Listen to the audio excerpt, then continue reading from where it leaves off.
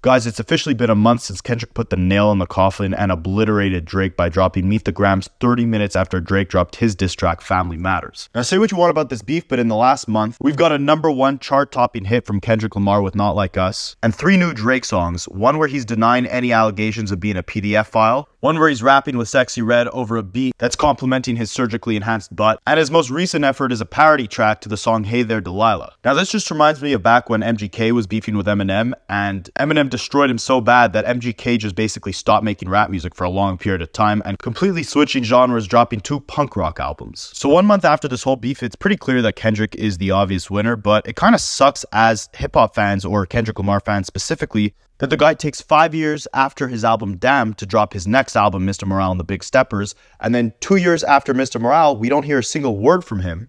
And he basically only comes out of hiding and gives us new music when he's dissing Drake. But from a marketing perspective, he's really set himself up perfectly, right? Because everyone is waiting on his next move, his next album. His hype is bigger than ever. He's got the #1 song in the country right now with Not Like Us. And Top Dog said that the beef is over. So it seems like Kendrick has no real intention of going back and engaging in this back and forth with Drake. There's also been rumors of a new Kendrick Lamar album dropping, right? When Drake dropped Push Ups, people thought that Kendrick Lamar was going to respond only on his new album. In the end, he ended up dropping 5 separate diss songs, and we haven't heard any new details about his upcoming album ever since then. But with a new album from Kendrick inevitably and hopefully eventually on the way, it begs the question, when and what? It takes Kendrick on average 3 years in between each album to drop his next album, and Mr. Morale and the Big Steppers dropped 2 years ago. So it begs the question, are we going to have to wait another year or even longer for him to perfect his next project and give it to us? Like, when will we really see this thing, right? He takes a long time in between each album. And more importantly, what direction is he going to go with this new project? He has a pattern of going back and forth from making albums that appeal to a wider audience to then making more personal projects with subject matter that's kind of harder for the average listener to dissect and digest, and production that's a little more experimental. Like, he went from Good Kid, Mad City, which was a massive commercial success,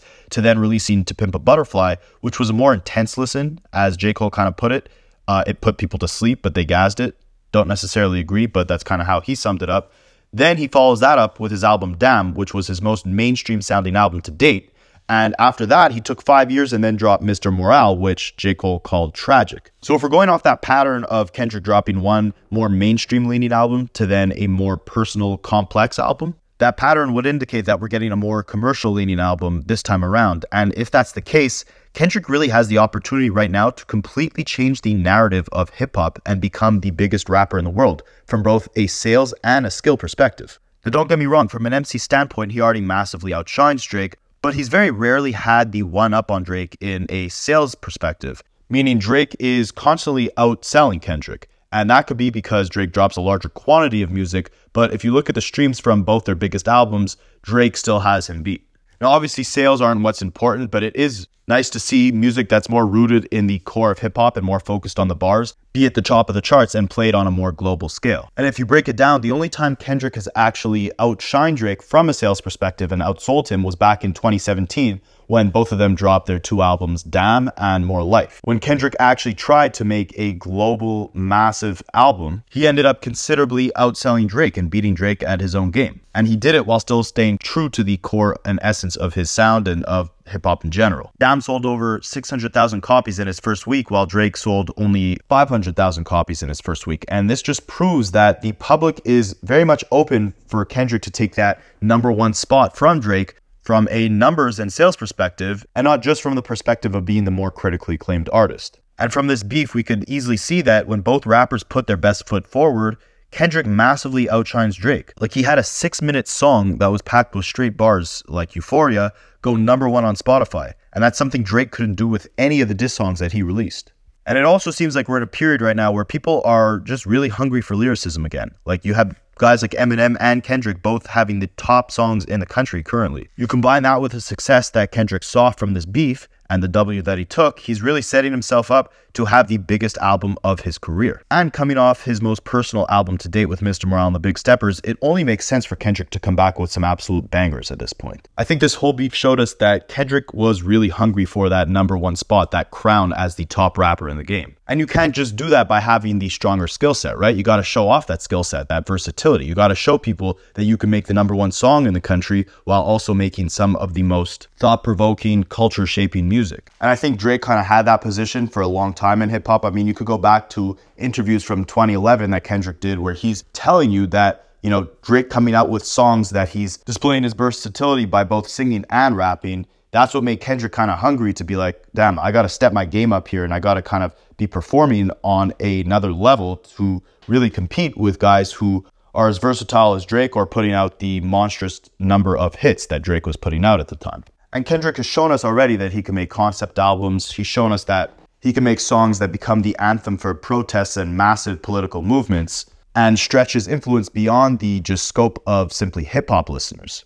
But one thing he hasn't shown us is that he can do all of this, have that same cultural impact, while also being the #1 artist in the world from a success perspective. And obviously simultaneously never compromising the sound or the standard of his music. At the same time throughout this beef, it seems like Kendrick's kind of questioned himself from a moral perspective. Like on the album Mr. Morale, he's really reflecting on the imperfections that he has as a person, the mistakes he's made in the past, and basically telling the audience that he's not our savior. He's not the hero or doesn't embody the perfect persona that maybe the culture has kind of painted him to have.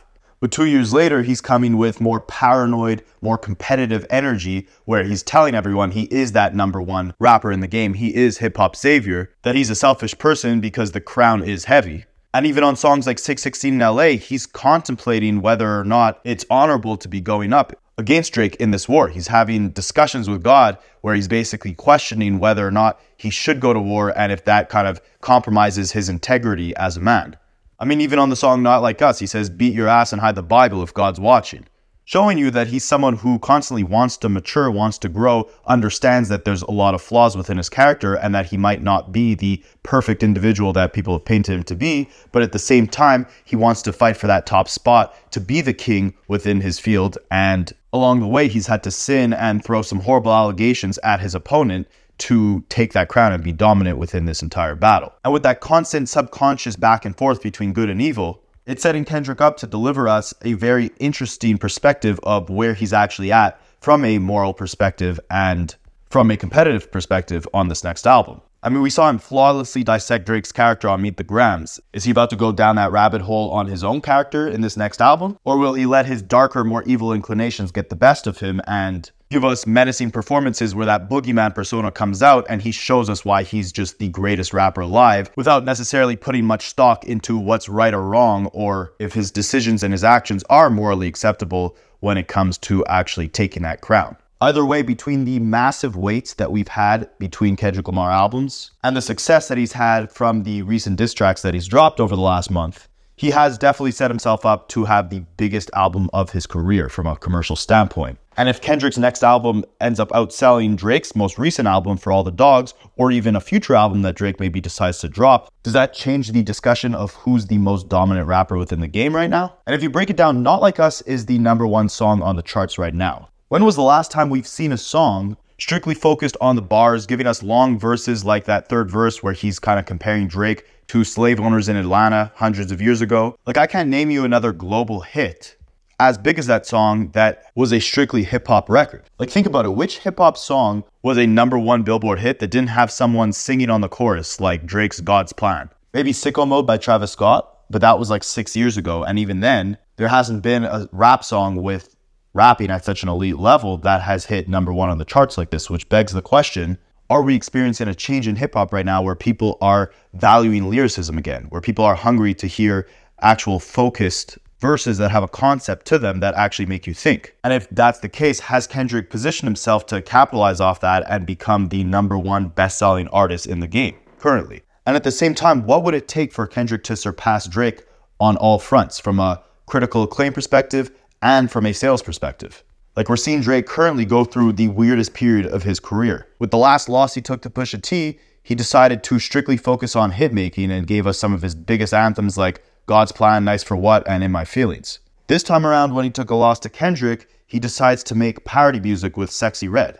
Now, I do think Drake's fan base is just too big, and he's kind of cemented himself as that, certified #1 hitmaker within the game, that it would be very hard to surpass him from a commercial standpoint. But I am hoping that this recent beef made people realize the value in actual lyricism, and how entertaining it could be when we get songs like Euphoria that are 6 minutes packed with tons of bars where we can just sit back and dissect the lyrics instead of just focusing on how catchy it is or how the song makes you feel. Like in the last 10 years, rap has become the most dominant genre in all of music. And with that, the sound has kind of become compromised to an extent, right? We saw the massive explosion of trap and mumble rap and SoundCloud rap.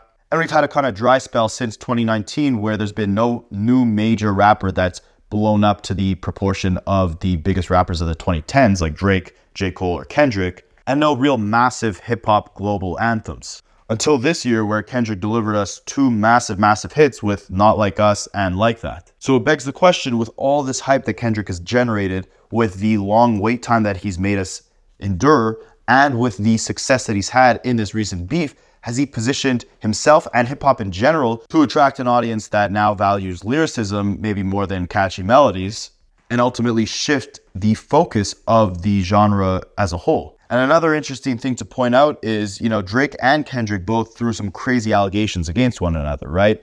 Kendrick had all those, PDF file allegations, and Drake was saying that Kendrick abused his wife and that his wife had a kid with Kendrick's manager. At this point, do you think it's on Kendrick to address all these allegations in his next album? Do you think Drake has to address all the rumors of him having surgery to make his nose or his abs look better? You think Kendrick's got to clear up whether the kid is actually Dave Freeze? Or should they leave the beef in the past and both really focus on giving us the best music that they possibly could at this point? And what do you want to hear from Kendrick? Do you want to hear him on that more personal, introspective type of sound where he's really just reflecting on his character and not trying to go that more, cocky or that boogeyman approach where he's trying to scare the entire rap game? Or do you want him to come for the crown and really make some of the biggest music of his career? After all, he did say that Prince outlived Mike Jackson, and he was implying that he would outlive Drake's legacy. So in order to do that, does he need to play Drake's game and start making hits on a larger scale than Drake has ever made before? Let me know in the comments what you think Kendrick's next move should be. When you think he'll drop his next album, what type of sound he's going to go for, what type of videos that you guys want to see next. If you like this one, hit that subscribe button to never miss out on the next one. Smash that like button so I feel a little bit of love, and I will catch you guys in the next one.